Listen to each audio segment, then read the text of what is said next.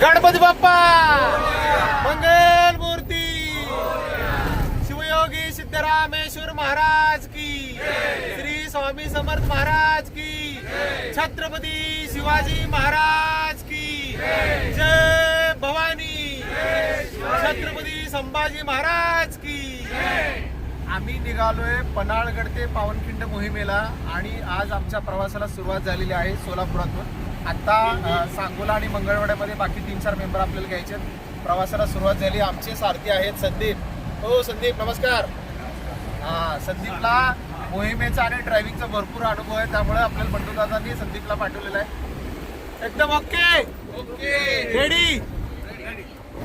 आता आम्ही आहोत सांगोल्याला, सगळे मेंबर बसलेले आहेत आणि छोटासा चहाचा ब्रेक आहे। कसा आहे चहा? चहा एक नंबर। आपण कुठे आहे? जयलीला सनी दादा आणि गुरु दादा नाश्ता करायला लागलेत।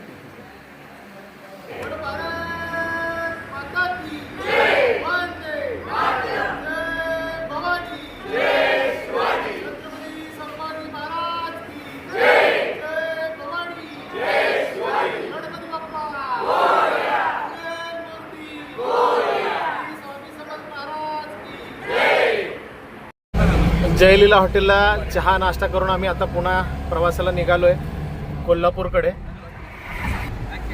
आता प्रथमेश्वर पण ऍड झालेत, गौरी मॅडम पण ऍड झालेत, संध्या मॅडम आणि आशा मॅडम।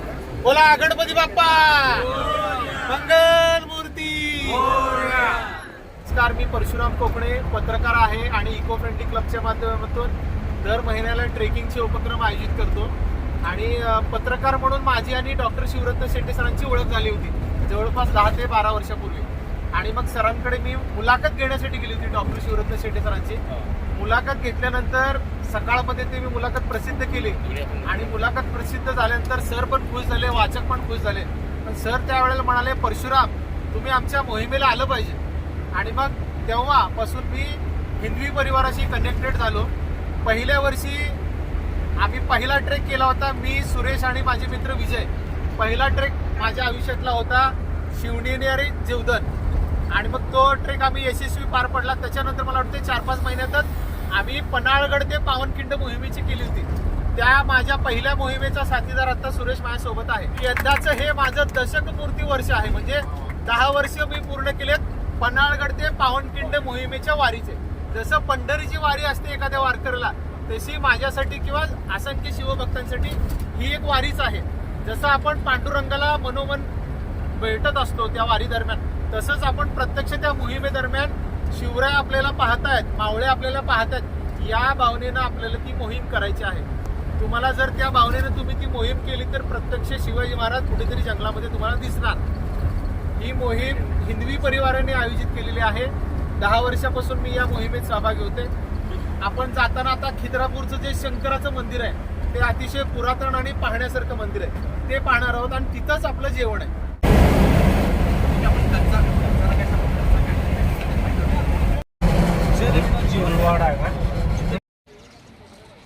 पन्हाळगडच्या वाटेवर आपण आता खिद्रापूरला आलोय। खिद्रापूरला ही आहे समोर दिसते ती कृष्णा नदी आणि या अगदी नदीच्या कडेलाच नदीच्या परिसरात खिद्रापूरचं शंकराचं मंदिर आहे। मंदिराकडे आपण जाणार आहोत, पण तत्पूर्वी सगळेजण नदीकडे आलेत नदी पाहायला, नदीचं दर्शन करायला। इकडे मंदिराच्या जवळ आम्ही समोर मंदिर आहे आणि तिकडे पार्किंग करून मंदिराच्या अगदी शेजारी जेवायला बसलोय। मस्त वनभोजन सुरू आहे। आपण मंदिरामध्ये एंट्री करतोय। बोला हर हर महादेव शिव शंभो हर हर महादेव। खिद्रापूरचं कोपेश्वर मंदिर आम्ही पाहतोय। या ठिकाणी शूटिंग अलाउड नाही आहे, त्यामुळे डिटेल्स काही आता दाखवता येणार नाही मला।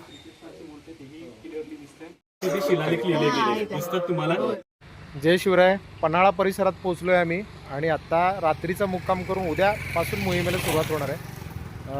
पन्हाळा परिसरामध्ये ऋतुज हॉलिडे रिसॉर्ट आहे, त्या ठिकाणी आपण बुकिंग केलेले आहे। अगदी पन्हाळ्याच्या जायच्या रोडला हे रिसॉर्ट हॉटेल आहे. थोडंसं आतमध्ये जाऊन दाखवतो तुम्हाला. अतिशय स्वच्छ सुंदर आणि आमच्याशिवाय दुसरं कोणी दिसत नाही आहे, त्यामुळे अधिकच उत्साह सगळ्यांमध्ये संचारला आहे. म्हणजे आपल्यासाठी प्रायव्हेट प्रॉपर्टी असल्यासारखं वाटतं सगळ्यांना. ऋतुज हॉलिडे रिसॉर्ट असं या प्रॉपर्टीचं नाव आहे. ही आपली बस सोलापूरवरून आली आहे, बंडूदादांची गाडी. तुळजाई आमचे चालक संदीपदादा थोडंसं आराम करत आहेत, फोनवर बोलत आहेत. हा सगळा रिसॉर्टचा हॉटेलचा परिसर आहे. सकाळी पण तुम्हाला दाखवतो. पार्किंगला बरीच जागा आहे, म्हणजे 1-2-3 बस, कार, 2 व्हीलर्स वगैरे लागू शकतात. हॉटेलचा परिसर स्वच्छ सुंदर आहे, झाडं भरपूर आहेत, सकाळचा व्ह्यू बघण्यासारखा असेल. एक आहे की पाऊस नसल्यामुळं फार काही जाणवत नाही आहे. उद्या बघूया, सकाळी रात्रीतून पाऊस येईल किंवा धुकं वगैरे असेल.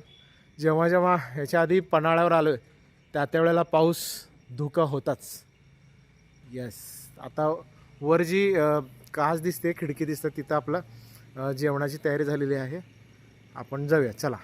जेवणाला सुरुवात झालेली आहे. आशा मॅडम, काय मस्त सुरुवात छान झाली आहे? हो, छान झाली सुरुवात. कसं वाटतंय? हा रे, स्वीट पण स्पेशल दिसायला. खीर, शेवयाची खीर, पनीर, मटकी, पापड. हा, आवडीचा मेनू. पहिले त्याच्यावरच ताव मारायचा.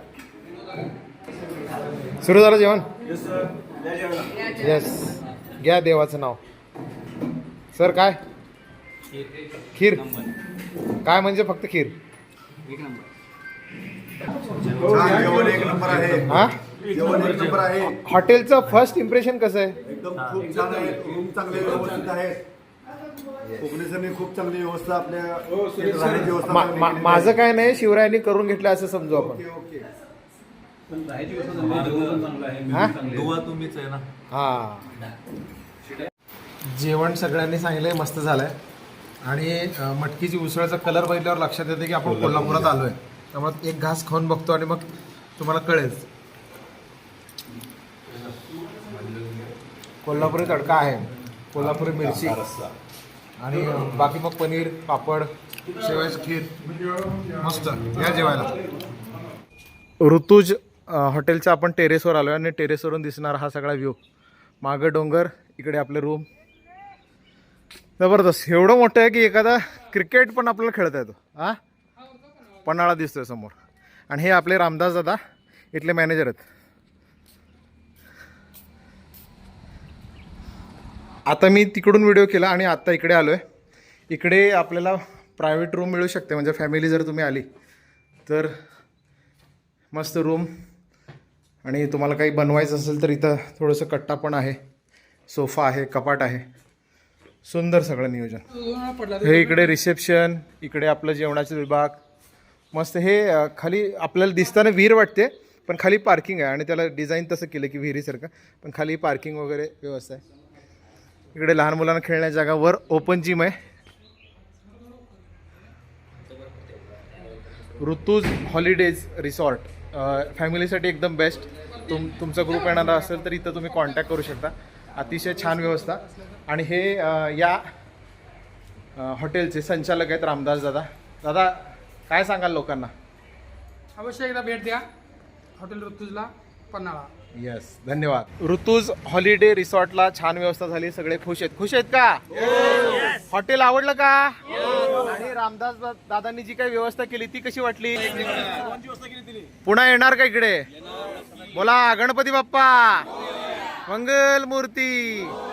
आपल्या या हिंदवी परिवाराचे सदस्य आणि इको फ्रेंडली क्लबच्या सदस्यांकडनं एक आठवण म्हणून मी गानमोटे साहेबांना विनंती करतो की आपल्याकडनं एक चिंचेचं झाड रामदास दादांना भेट द्या. हा, बेस्ट. इकडे बघा समोर. सिद्धरामेश्वर महाराज की जय, स्वामी समर्थ महाराज की जय, छत्रपती शिवाजी महाराज की जय, छत्रपती संभाजी महाराज की जय.